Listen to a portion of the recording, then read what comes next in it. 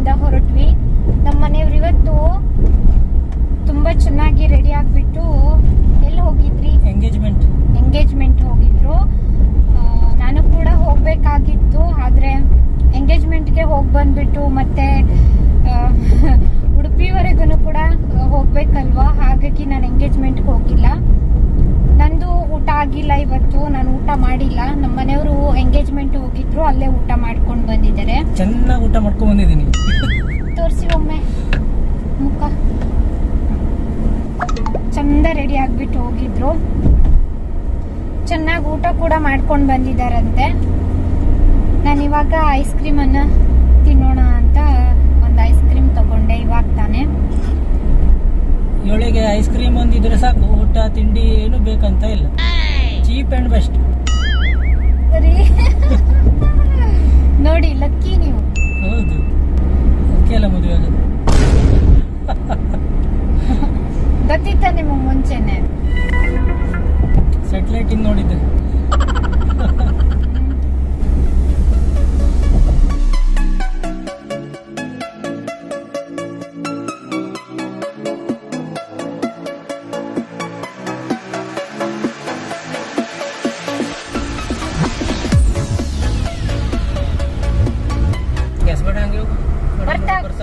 ಭಟ್ಕಳ ಹತ್ರ ಇದೀವಿ. ನೀವು ಮತ್ತೆ ಕೇಳಬಹುದು ಎಲ್ಲಿಗೆ ಹೊರಟಿದ್ದೀರಿ ವಿದ್ಯಾ ಅಂತ ಹೇಳ್ಬಿಟ್ಟು. ಒಂದು ಪರ್ಸನಲ್ ಕೆಲ್ಸದ ಮೇಲೆ ಹೋಗ್ತಾ ಇರೋದು. ಲಾಸ್ಟ್ ಟೈಮ್ ಕೂಡ ಹೇಳಿದ್ದೆ ನಾನು ಉಡುಪಿ ಹೋಗ್ತಾ ಇದ್ದೀನಿ ಅಂತ ಹೇಳ್ಬಿಟ್ಟು. ಐಸ್ ಕ್ರೀಮ್ ಎಲ್ಲ ತಿನ್ಬಿಟ್ಟು ಆವಾಗ್ಲೇ ಮುಗಿಸಿದ್ದಾಯ್ತು. ನಮ್ಮ ಮನೆಯವ್ರ ಎಂಗೇಜ್ಮೆಂಟ್ ಹೋಗಿದ್ರಲ್ವಾ, ಫೋಟೋಸ್ ಎಲ್ಲ ನೋಡ್ತಾ ಕೂತಿದ್ದೆ. ಇವತ್ತು ಬರೋದು ಮತ್ತೆ ರಾತ್ರಿನೇ ಅಲ್ಲ ರೀ? ರಾತ್ರಿನೇ. ಏನ್ ಟ್ರಾಫಿಕ್ ಇಲ್ಲ.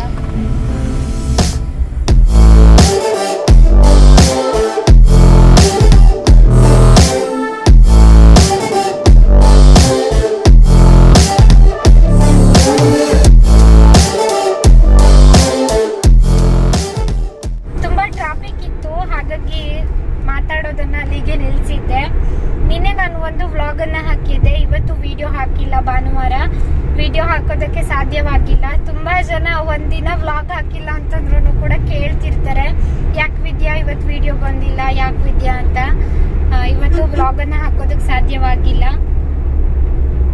ನಿನ್ನೆ ನಾನು ಒಂದು ವ್ಲಾಗ್ ಹಾಕಿದ್ದೆ, ಅದಕ್ಕೆ ತುಂಬಾ ಜನ ತುಂಬಾ ಚೆನ್ನಾಗಿ ಕಾಮೆಂಟ್ಸ್ ಹಾಕಿದ್ರು. ತುಂಬಾ ಜನ ಕಾಮೆಂಟ್ ಮಾಡಿದ್ರು ನಿನ್ನೆ ವ್ಲಾಗ್ಗೆ, ನಮಗೂ ಕೂಡ ಮಕ್ಕಳಾಗ್ಲಿಲ್ಲ ವಿದ್ಯಾ, ನಾವು ಕೂಡ ತುಂಬಾ ಟೆನ್ಷನ್ ಅಲ್ಲಿ ಇದೀವಿ, ನಮಗೂ ಕೂಡ 5 ವರ್ಷ ಆಯ್ತು, 6 ವರ್ಷ ಆಯ್ತು ಅಂತೆಲ್ಲಾನು ಕೂಡ ಕಾಮೆಂಟ್ ಹಾಕಿದ್ದಾರೆ. ನಾನು ಇತ್ತೀಚಿನ ದಿನಗಳಲ್ಲಿ ನೋಡ್ತಾ ಇದ್ದೀನಿ ಏನಂತಂದ್ರೆ, ಕುಟುಂಬದಲ್ಲಿ ಒಬ್ಬರಾದ್ರೂ ಕೂಡ ಈ ಸಮಸ್ಯೆನ ಎದುರಿಸ್ತಾ ಇರ್ತಾರೆ, ನಮಗೆ ಮಕ್ಕಳಾಗ್ಲಿಲ್ಲ ಅಂತ ಹೇಳ್ಬಿಟ್ಟು.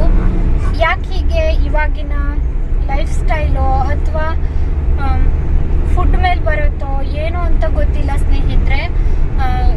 ಆರೋಗ್ಯದ ಸಮಸ್ಯೆ, ಮಕ್ಕಳಾಗ್ಲಿಲ್ಲ ಅಂತ ಇದ್ರ ರಿಲೇಟೆಡ್ ಆಗಿ ಸಮಸ್ಯೆನ ಎದುರಿಸ್ತಾ ಇರ್ತಾರೆ ತುಂಬಾ ಜನ. ನಿನ್ನೆ ವ್ಲಾಗ್ಗೆ ತುಂಬಾ ಚೆನ್ನಾಗಿ ಕಾಮೆಂಟ್ ಹಾಕಿದ್ರು ಎಲ್ಲರೂ ಕೂಡ. ಥ್ಯಾಂಕ್ ಯು ಸೋ ಮಚ್ ಸ್ನೇಹಿತರೆ. ಯಾರು ಕೂಡ ನಮ್ಗೆ ಫೈನಾನ್ಷಿಯಲಿ ಹೆಲ್ಪ್ ಮಾಡ್ಲಿ ಅಂತ ನಿರೀಕ್ಷೆ ಮಾಡ್ತಾ ಇರೋದಿಲ್ಲ, ಒಬ್ಬರಿಂದ ಒಂದು ಧೈರ್ಯದ ಮಾತನ್ನ ನಿರೀಕ್ಷೆ ಮಾಡ್ತಾ ಇರ್ತಾರೆ. ನಿಮ್ಮೆಲ್ಲರ ಕಾಮೆಂಟ್ ಓದ್ಬಿಟ್ಟು ನನಗೆ ತುಂಬಾ ಖುಷಿ ಆಯ್ತು, ತುಂಬಾ ಧೈರ್ಯ ಕೂಡ ಬಂತು ಅಂತಾನೆ ಹೇಳ್ಬಹುದು. ಜೀವನ ಹೇಗ್ ಬರುತ್ತೋ ಹಾಗೆ ಎದುರಿಸ್ತಾ ಹೋಗ್ಬೇಕು ಸ್ನೇಹಿತರೆ. ನಾವು ಅಂದ್ಕೊಂಡಂತೆ ಏನು ಕೂಡ ಇರೋದಿಲ್ಲ. ಅದ್ರಲ್ಲೊಂದು 2-3 ಜನ ಹೇಳ್ತಾ ಇದ್ರು, ಮಕ್ಕಳೇ ಜೀವನ ಅಲ್ಲ ವಿದ್ಯಾ ಅಂತ ಹೇಳ್ಬಿಟ್ಟು. ನಿಜ, ಮಕ್ಳಿರೋರಿಗೆ ಹಾಗನ್ಸುತ್ತೆ ಸ್ನೇಹಿತರೆ. ಈ ಮಕ್ಕಳಾಗದೆ ಚಿಂತೆ ಮಾಡ್ತಾ ಇರ್ತೀವಿ ನೋಡಿ, ನಮಗ್ ಹಾಗನ್ಸೋದಿಲ್ಲ. ಇದ್ದವರು ಒಂದ್ ಮಾತಲ್ಲಿ ಹೇಳ್ಬಿಡ್ತಾರೆ, ಅವು ಆಗಿಲ್ವಾ, ಆಗತ್ತೆ ಬಿಡು ಅಂತ ಹೇಳ್ಬಿಟ್ಟು. ಈ ನೋವನ್ನ ಅನುಭವಿಸಿದವ್ರಿಗೆ ಮಾತ್ರ ಗೊತ್ತಿರತ್ತೆ. ಮಕ್ಕಳೇ ಜೀವನವಲ್ಲ ಅಂತ ಹೇಳ್ತ್ರಿ ಅಲ್ವಾ, ನಿಜ, ನಾನು ಒಪ್ಕೊಳ್ತೀನಿ. ಒಂದು ಹೆಣ್ಣಾಗಿ ಹುಟ್ಟಿದ್ಮೇಲೆ ತಾನು ಕೂಡ ಒಂದ್ ಮಗುಗೆ ಜನ್ಮ ಕೊಡ್ಬೇಕು, ತಾನು ಕೂಡ ತಾಯಿ ಆಗ್ಬೇಕು ಅಂತ ಬಯಸೋದು ತಪ್ಪಲ್ಲ ಅಲ್ವಾ. ತುಂಬಾ ನೋವಿದೆ, ತುಂಬಾ ಬೇಜಾರಿದೆ. ಇದ್ರ ಜೊತೆ ಹೋರಾಟ ಮಾಡ್ಕೊಂಡು ಬದುಕಬೇಕಿದೆ, ಬದುಕೋಣ. ಯಾವಾಗ್ಲೂ ಕೂಡ ಚಿಂತೆ, ಸಮಸ್ಯೆ, ಕಷ್ಟಗಳು ಶಾಶ್ವತವಲ್ಲ. ಬಂದಿದ್ದನ್ನು ಧೈರ್ಯದಿಂದ ಎದುರಿಸ್ಬೇಕು. ಎಲ್ಲ ಕೂಡ ಒಳ್ಳೇದಾಗತ್ತೆ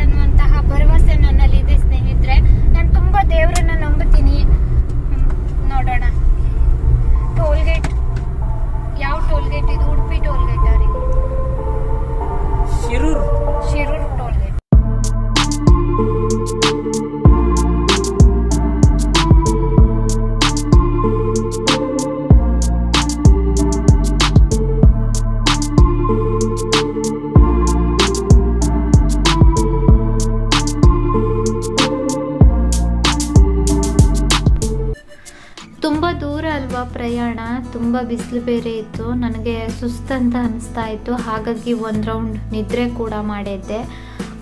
ಮಧ್ಯದಲ್ಲಿ ಎಚ್ಚರ ಆಗ್ತಾ ಇತ್ತು. ತೀರಾ ಚೆನ್ನಾಗಿ ನಿದ್ರೆ ಬಂದಿಲ್ಲ. ತ್ರಾಸಿ ಬೀಚ್ ಇದು, ಮರವಂತೆ ಬೀಚ್ ಅಂತಲೂ ಕೂಡ ಕರೀತಾರೆ. ಈ ಮರವಂತೆ ಬೀಚನ್ನು ನೋಡೋದಕ್ಕೆ ತುಂಬ ಜನ ಬರ್ತಾರೆ ಸ್ನೇಹಿತರೆ.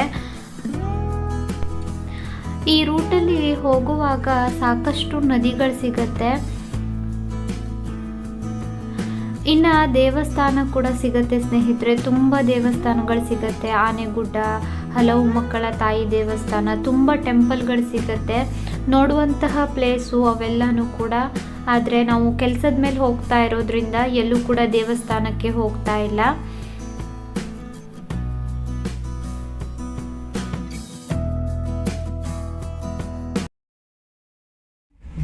ಬಂದಿದ್ದ ಕೆಲಸ ಮುಗೀತು. ಗಂಟೆ ಎಷ್ಟಾಯ್ತು ರೀ? 5:30. ನಮ್ಮ ಮನೆಯವ್ರು ನನಗೊಂದು ವಾಚ್ ಕೊಡಿಸ್ಲಿಲ್ಲ. 5:45. ಇವಾಗ ಮನೆ ಕಡೆ ಪಯಣ. ಇವತ್ತು ಊಟ ಮಾಡ್ಕೊಂಡು ಹೋಗ್ಬೇಕು. ಭರ್ಜರಿ ಒಂದು ನಾನ್ ವೆಜ್ ಊಟ ಮಾಡ್ಬೇಕು ಅಂತ ಬೆಳಿಗ್ಗೆಯಿಂದ ಡಿಸೈಡ್ ಮಾಡಿದೀನಿ. ಬೆಳಿಗ್ಗೆಯಿಂದ ಊಟ ಮಾಡಿಲ್ಲ ನಾನು ಇವತ್ತು. ಒಂದು ನಾನ್ ವೆಜ್ ಊಟ ಮಾಡ್ಬೇಕು ಅಂತ ಹೇಳ್ಬಿಟ್ಟು. ತುಂಬಾ ದಿನಗಳಾಯ್ತು. ಇಲ್ಲಿ ಬೇಡಪ್ಪ, ತುಂಬಾ ದಿನಗಳಾಯ್ತು ನಾನ್ ವೆಜ್ ತಿಂದೇನೆ. ಟೀ ಕುಡಿಬೇಕು ಫಸ್ಟ್. ಮೊದ್ಲಿಗೆ ಟೀ ಕುಡಿಬೇಕಲ್ಲ ರೀ. ನಮ್ಮ ಮನೆಯವರಿಗೆ ತುಂಬಾ ಸುಸ್ತಾಗಿದೆ. ಯಾಕೆಂತಂದ್ರೆ ಬೆಳಿಗ್ಗೆ ಅವರು ಕುಮಟಾ ಹೋಗಿದ್ರು ಎಂಗೇಜ್ಮೆಂಟ್ಗೆ. ಬಂದಿದ್ದೆ, ಮತ್ತೆ ಇಲ್ಲಿ ಬಂದ್ವಿ, ಉಡುಪಿ ಬಂದ್ವಿ. ಬೆಳಿಗ್ಗೆಯಿಂದ ಅವರಿಗೆ ತಿರುಗಾಟ, ಹಾಗಾಗಿ ಸುಸ್ತಾಗಿದೆ. ಕುಮಟಾದಿಂದ 15 ನಿಮಿಷ ಬೈಕ್. 2 ವೀಲರ್ ಅಲ್ಲಿ ಹೋಗಿದ್ರು ಇವತ್ತು.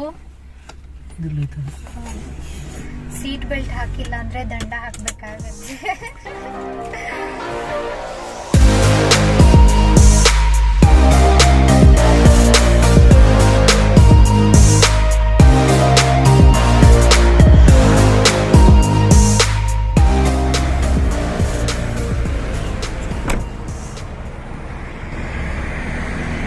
ಟೀ ಕುಡಿಯೋದಕ್ಕೆ ಇವಾಗ ನಮ್ಮ ಪಯಣ.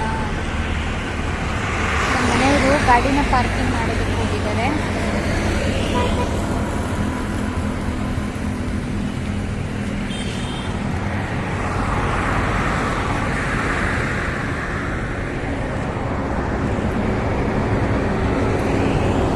ಮಧ್ಯಾಹ್ನ 2 ಗಂಟೆಗೆ ಮನೆ ಬಿಟ್ಟಿದ್ದು, 6 ಗಂಟೆ ಆಗ್ತಾ ಇದೆ. ಹಾಗಾಗಿ ಟೀ ಕುಡಿಯೋಣ ಅಂತ ಹೇಳಿಬಿಟ್ಟು. ತಲೆನೋವು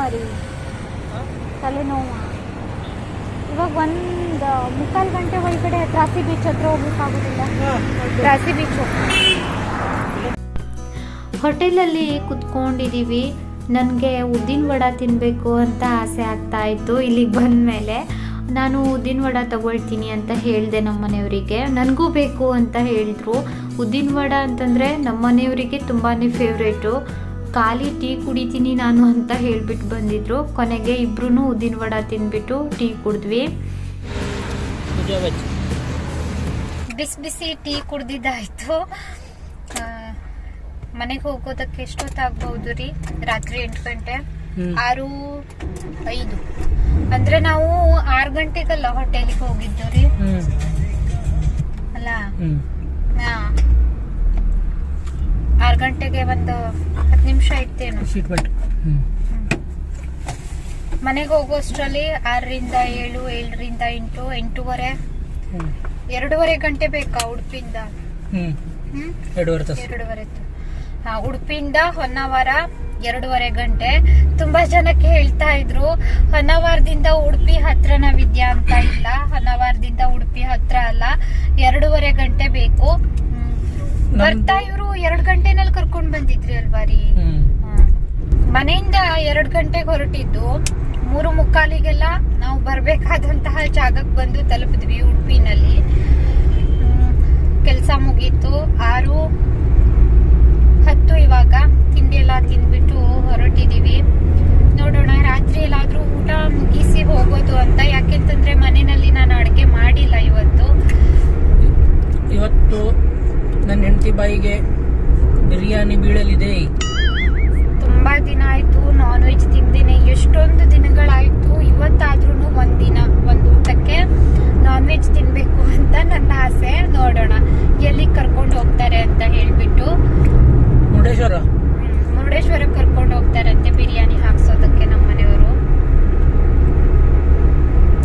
ಯಾಕಂದ್ರೆ ಅಲ್ಲಿ ಒಂದ್ಸರ್ತಿ ನಾವು ಟೇಸ್ಟ್ ಮಾಡಿದ್ವಿ. ಒಂದ್ ಟೈಮ್ ನಾನು ಮತ್ತೆ ನಮ್ಮ ಮನೆಯವರು, ಬಾವ ಅವರು, ಅಕ್ಕ, ಪಾಪು ಎಲ್ಲರೂ ಕೂಡ ಹೋಗಿದ್ರು. ಮುರುಡೇಶ್ವರ ಟ್ರಿಪ್ ಹೋಗಿದ್ವಿ ಅಲ್ವಾ ಒಂದಿನ ರೀ. ಸಂತೋಷ ಮತ್ತೆ ಕಾವ್ಯನೂ ಬಂದಿದ್ದು. ಇಲ್ಲ, ಕಾವ್ಯ ಬಂದಿಲ್ಲ, ರಾಘವೇಂದ್ರ. ಇಷ್ಟು ಜನ ಸೇರ್ಬಿಟ್ಟು ಹೋಗಿದ್ದು. ಬೆಳಿಗ್ಗೆ ಹೋಗ್ಬಿಟ್ಟು ಸಂಜೆ ಬಂದಿದ್ವಿ. ಪಾಪು ಅವಾಗ ತುಂಬಾ ಚಿಕ್ಕವನಿದ್ದ ಅಂತ ಒಂದ್ ವರ್ಷ ಏನಾಗಿತ್ತು. 1 ವರ್ಷ ಆಗಿತ್ತೇನೋ ಅಷ್ಟೇನೆ. ಬಿರಿಯಾನಿ ಎಲ್ಲ ಅವಾಗ ಯೂಟ್ಯೂಬ್ ಚಾನಲ್ ಇರ್ಲಿಲ್ಲ. ಬಿರಿಯಾನಿ ಎಲ್ಲ ತಿಂದು ಎಂಜಾಯ್ ಮಾಡ್ಕೊಂಡು ಬಂದಿದ್ವಿ.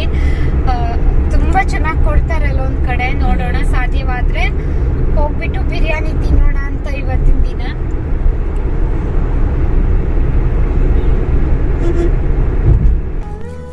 ನಮಗೆ ಉಡುಪಿಗೆ ಹೋಗುವಾಗ ಎರಡೆರಡು ಟೋಲ್ ಗೇಟ್ ಸಿಗುತ್ತೆ. ಒಂದು ಕುಂದಾಪುರ ಹತ್ರ, ಇನ್ನೊಂದು ಶಿರೂರ್ ಹತ್ರ. ಟೋಲ್ ಗೇಟ್ಗೆ ಸುಮಾರು 500 ಚಿಲ್ಲರೆ ಏನೋ ಬೇಕಾಗತ್ತೆ. ಇಲ್ಲಿ ನಿಂತ್ಕೊಂಡಿದ್ದೀವಿ, ಅಮೌಂಟನ್ನು ಕೊಡ್ತಾ ಇದ್ದೀವಿ. ಇವಾಗ ಬೇಗನೆ ಕತ್ಲೆ ಆಗಿಬಿಡತ್ತೆ. ಕತ್ಲಾಗೋದ್ರೊಳಗೆ ಮರವಂತೆ ಬೀಚ್ಗೆ ಹೋಗಬೇಕು ಅಂತ ಸ್ವಲ್ಪ ಬೇಗನೆ ಬರ್ತಾ ಇದ್ದೀವಿ ಇವತ್ತು. ಮುಂಚೆ ಎಲ್ಲ ನನಗೆ ಭಯ ಆಗಿತ್ತು, ನಮ್ಮ ಮನೆಯವ್ರ ಜೊತೆ ಎಲ್ಲಾದರೂ ದೂರ ಹೋಗುವಾಗ ಹೇಗೆ ಡ್ರೈವಿಂಗ್ ಮಾಡ್ತಾರೇನೋ, ಹೇಗೆ ಕರ್ಕೊಂಡು ಹೋಗ್ತಾರೇನೋ ಅಂತ. ಇವಾಗ ಆ ಭಯ ಎಲ್ಲ ಇಲ್ಲ. ನಾವಿವಾಗ ತ್ರಾಸಿ ಬೀಚ್ ಹತ್ರ ಇದ್ದೀವಿ. ಗಂಟೆ 6:30. ಬನ್ನಿ, ಇವಾಗ ಕತ್ಲಾಗ್ತಾ ಇದೆ. ಹಾಗೆ ಒಂದು ರೌಂಡ್ ಹೋಗಿ ಬರೋಣ ಅಂತ ಹೇಳ್ಬಿಟ್ಟು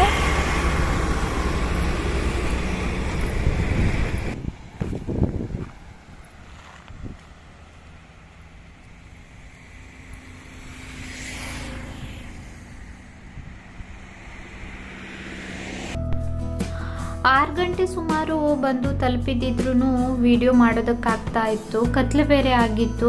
ಇಲ್ಲಿ ನಿಂತ್ಕೊಂಡು ಒಂದೆರಡು ಫೋಟೋಸನ್ನು ತಗೊಂಡ್ವಿ. ಇಷ್ಟು ಕತ್ಲೆ ಆದ್ರೂ ಕೂಡ ಜನ ಇದ್ರು. ಇಲ್ಲಿ ತುಂಬ ಪ್ರವಾಸಿಗರು ಬರ್ತಾರೆ ಸ್ನೇಹಿತರೆ. ಜಾಸ್ತಿ ಹೊತ್ತು ನಿಂತಿಲ್ಲ ಇಲ್ಲಿ. ಬೇಗ ನಾವು ಅಲ್ಲಿಂದ ಹೊರಟ್ವಿ.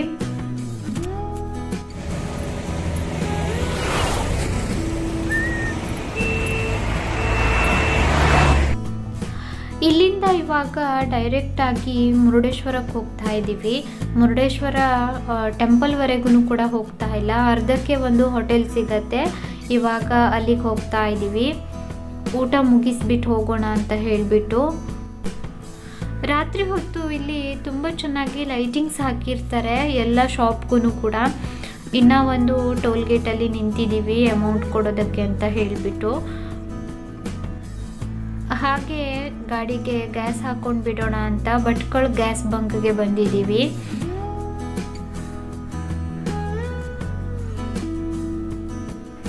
ತುಂಬ ಜನ ಇವಾಗ ಈ ವಿಡಿಯೋ ನೋಡಿಬಿಟ್ಟು ಹೇಳ್ತಾರೆ, ನೀವು ಬಂದಿದ್ದು ಗೊತ್ತೇ ಆಗಿಲ್ಲ ವಿದ್ಯಾ, ನಾವು ಮೀಟ್ ಮಾಡ್ತಾ ಇದ್ವಿ ಅಂತ ಹೇಳಿಬಿಟ್ಟು. ಸಾರಿ ಸ್ನೇಹಿತರೆ, ನಾನು ಕೆಲಸದ ಮೇಲೆ ಬಂದಿರೋದ್ರಿಂದ ಹೇಳಿಲ್ಲ ನಾನು ಬರ್ತಾ ಇದ್ದೀನಿ ಅಂತ ಹೇಳಿಬಿಟ್ಟು. ಈ ಕಡೆಯವರೆಲ್ಲರೂ ಕೂಡ ಇವಾಗ ಕಮೆಂಟ್ ಮಾಡ್ತೀರಿ ನೀವು. ಇನ್ನೊಮ್ಮೆ ಯಾವತ್ತಾದರೂ ಮೀಟ್ ಆಗೋಣ, ನಾನು ಬರುವಾಗ ಹೇಳ್ತೀನಿ. ಕೆಲಸದ ಮೇಲೆ ಹೋಗಿರೋದ್ರಿಂದ ಎಷ್ಟೊತ್ತಿಗೆ ಕೆಲಸ ಮುಗಿಯುತ್ತೆ ಅಂತೆಲ್ಲ ಹೇಳೋದಕ್ಕಾಗೋದಿಲ್ಲ ಅಲ್ವಾ. ಹಾಗಾಗಿ ನಾನು ಬರ್ತಾ ಇದ್ದೀನಿ ಅಂತ ನಿಮಗೆ ಹೇಳಿಲ್ಲ. ಇವಾಗ ಕ್ರಿಸ್ಮಸ್ ಕೂಡ ಬಂತಲ್ವಾ, ಇಲ್ಲಿ ಮೆರವಣಿಗೆ ಮಾಡ್ತಾ ಇದ್ರು. ತುಂಬ ಚಂದ ಕಾಣ್ತಾ ಇತ್ತು ನೋಡೋದಕ್ಕೆ ಮಾತ್ರ. ತುಂಬ ಚೆನ್ನಾಗಿ ಡೆಕೋರೇಷನ್ ಮಾಡಿದ್ರು.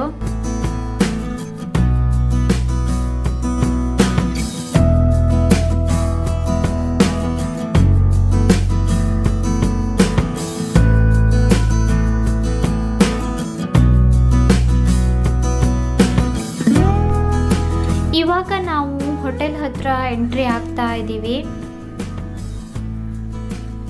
ಇಲ್ಲಿ ಬ್ಯಾಂಕ್ ಕೂಡ ಇದೆ. ಹಾಗೆಯೇ ಹೋಟೆಲ್ ರಾಜಧಾನಿ ಅಂತ ಒಂದು ಹೋಟೆಲ್ ಇದೆ. ಅಲ್ಲೇ ಪಕ್ಕದಲ್ಲಿರುವಂತಹದ್ದು ರಂಗೋಲಿ ಹೋಟೆಲ್ ಅಂತ ಹೇಳಿಬಿಟ್ಟು. ತುಂಬ ಚೆನ್ನಾಗಿ ನಾನ್ ವೆಜ್ ಡಿಶನ್ನು ಕೊಡ್ತಾರೆ. ನಾನ್ ವೆಜ್ ಹೋಟೆಲ್ ಇದು. ನಾನು ಪಾರ್ಸಲ್ ತೊಗೊಂಡು ಹೋಗೋಣ ಅಂತ ಹೇಳಿದೆ. ನಮ್ಮ ಮನೆಯವ್ರು ಹೇಳಿದ್ರು ಬೇಡ, ಇಲ್ಲೇ ತಿಂದ್ಬಿಟ್ಟು ಹೋಗೋಣ, ಹೋಟೆಲ್ಗೆ ಹೋಗ್ಬಿಟ್ಟು ಊಟ ಮಾಡೋದು ತುಂಬ ಅಪರೂಪ ಅಲ್ವಾ ಅಂತ ಹೇಳಿದ್ರು.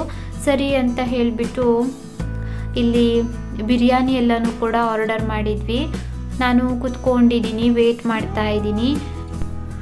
ನಾವು ಎಲ್ಲೇ ಹೊರಗಡೆ ಹೋದ್ರೂ ಕೂಡ ಅಲ್ಲಿ ಕೊಟ್ಟಂತಹ ನೀರನ್ನು ಕುಡಿಯೋದಿಲ್ಲ, ಒಂದು ವಾಟರ್ ಬಾಟಲನ್ನು ತಗೊಳ್ತೀವಿ. ಯಾಕೆಂತಂದರೆ ಎಲ್ಲ ನೀರು ಕೂಡ ಸೆಟ್ ಆಗೋದಿಲ್ಲ ಅಲ್ವಾ, ಹಾಗಾಗಿ ಮನೆಯಿಂದ ಕೂಡ ನಾನು ನೀರು ಬಾಟಲನ್ನು ತಗೊಂಡು ಹೋಗಿರ್ತೀನಿ, ಅದು ಖಾಲಿಯಾಗಿರುತ್ತೆ. ಇಬ್ರೂ ಕೂಡ ಹಾಫ್ ಪ್ಲೇಟ್ ಬಿರಿಯಾನಿ ಆರ್ಡರ್ ಮಾಡಿದ್ವಿ. ಫುಲ್ ಎಲ್ಲನೂ ಕೂಡ ತಿನ್ನೋದಕ್ಕಾಗೋದಿಲ್ಲ ನಮ್ಮ ಹತ್ರ, ಹಾಗೆಯೇ 1 ಪ್ಲೇಟ್ ಕಬಾಬ್ ಕೂಡ ಆರ್ಡರ್ ಮಾಡಿದ್ವಿ. ನನಗೆ ಈ ಬಿರಿಯಾನಿಯಲ್ಲಿ ಇರುವಂತಹ ಚಿಕನ್ ಪೀಸ್ ಇಷ್ಟ ಆಗೋದಿಲ್ಲ, ನಾನು ರೈಸ್ ಮಾತ್ರ ತಿಂತೀನಿ, ನಮ್ಮ ಮನೆಯವರು ಕೂಡ ಅಷ್ಟೇ. ಹಾಗಾಗಿ ಚಿಕನ್ ಕಬಾಬ್ ಆರ್ಡರ್ ಮಾಡಿದ್ವಿ. ರೈಸ್ ತಿಂದ್ಬಿಟ್ಟು ಕಬಾಬ್ ತಿಂದ್ವಿ, ತುಂಬ ಚೆನ್ನಾಗಿತ್ತು. ನೀವು ಕೂಡ ಒಮ್ಮೆ ಬನ್ನಿ ಸ್ನೇಹಿತರೆ, ಮುರುಡೇಶ್ವರ ಎಲ್ಲ ಬಂದರೆ. ಅಂತೂ ಇಂತೂ ನನ್ನ ಬಾಯಿಗೆ ಇವತ್ತು ಬಿರಿಯಾನಿ ಬಿತ್ತು. ಬಿರಿಯಾನಿ ಕೂಡ ತಿಂದಿದ್ದಾಯಿತು. ಇವಾಗ ಮನೆ ಕಡೆ ಹೊರಟ್ವಿ. ಹಾಗೆ ಹೋಟೆಲ್ ತೋರಿಸ್ತಾ ಇದ್ದೀವಿ ನಿಮ್ಗಿಲ್ಲಿ. ಊಟ ಎಲ್ಲ ಮುಗಿಸಿದ್ದಾಯ್ತು, ಒಂದೊಳ್ಳೆ ಬಿರಿಯಾನಿ ಊಟ ಆಯ್ತು ಇವತ್ತು. ಇವಾಗ ಸೀದಾ ಮನೆಗೆ ಹೋಗೋದು, ಮಲ್ಕೊಳ್ಳೋದು, ಎರಡೇ ಕೆಲಸ ನನಗಿರೋದು ಇವಾಗ. ಬರೀ ಮುರುಡೇಶ್ವರದಿಂದ ಹೊನ್ನಾವರ ಎಷ್ಟು ದೂರ, ಎಷ್ಟು ಅವರ್ ಜರ್ನಿ? 3/4 ಗಂಟೆ, 1 ಅವರ್, ಅರ್ಧ ತಾಸು, ಹಾಫ್ ಅನ್ ಅವರ್, ಅರ್ಧ ಗಂಟೆ ಅಂತೆ. ಅಂದ್ರೆ 9 ಗಂಟೆಗೆ ನಾವು ಮನೇಲಿ ಇರ್ತೀವಿ. ತುಂಬಾ ಹಿಂದೆ ಒಮ್ಮೆ ನಾನು ಮುರುಡೇಶ್ವರಕ್ಕೆ ಬಂದಂತಹ ವ್ಲಾಗ್ ಮಾಡಿದ್ದೆ, ನೋಡಿಲ್ಲ ಅಂತಂದ್ರೆ ನೋಡಿ. ಇನ್ನ ಒಂದಿನ ಯಾವತ್ತಾದ್ರೂ ಬರೋಣ ಆಯ್ತಾ, ನೋಡೋಣ ನಮ್ ಗ್ಯಾಂಗ್ ಯಾವಾಗ ಫ್ರೀ ಸಿಗತ್ತೆ ಅಂತ ಹೇಳ್ಬಿಟ್ಟು ಅಲ್ವಾ ರೀ. ಮುರುಡೇಶ್ವರ ಸ್ವಲ್ಪ ಈಗ ಸ್ಟ್ರಿಕ್ಟ್ ಮಾಡಲ್ಲ. ಹೌದು, ಕೊರೋನಾ ಬಂದ್ಮೇಲೆ. ಯಾಕೆ? ಅದೇನೋ ಒಂದು ಕೇಸ್ ಆಗಿತ್ತು. ಹೌದು, ಎಲ್ಲರಿಗೂ ಕೊಡೋದಿಲ್ವಾ? ಉಗ್ರಗಾಮಿ ಇದಾಗಿತ್ತು. ಹೌದು.